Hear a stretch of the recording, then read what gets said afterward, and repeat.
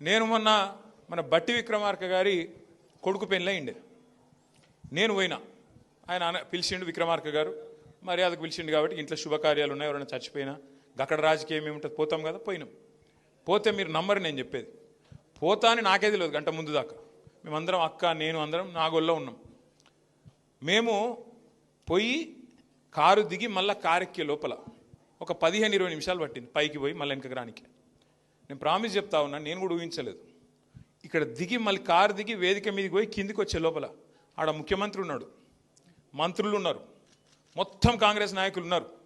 కనీసం ఒక 100-150 మంది కాంగ్రెస్ కార్యకర్తలు చేతిలో చేసి అన్న వస్తున్నది మీ గవర్నమెంటే, అన్న వచ్చేది మీ గవర్నమెంటే.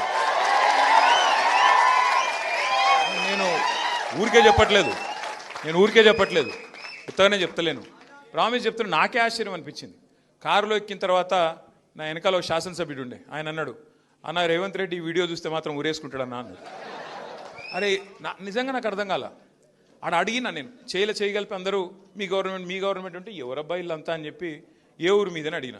ఒక ఆయన ఖమ్మం, ఇంకొక ఆయన మదిర, ఇంకొక ఆయన పాలేరు, ఇట్లా మొత్తం ఖమ్మం జిల్లా వాళ్ళు ఎక్కువ ఉన్నారు. సహజంగా ఆయన జిల్లా కాబట్టి మా డిప్యూటీ సీఎం గారిది వాళ్ళే ఉన్నారు, మొత్తం కాంగ్రెస్ కార్యకర్తలు.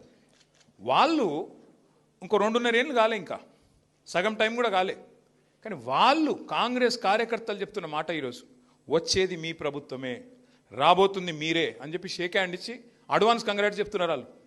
నాకు అర్థమే కాలే. మరి వీళ్ళే ఇట్లుంటే కాంగ్రెస్ కార్యకర్తలు, జనం ఎట్లుండాలా? మరి జనంలో ఎంత ఆక్రోశం ఉండాలా?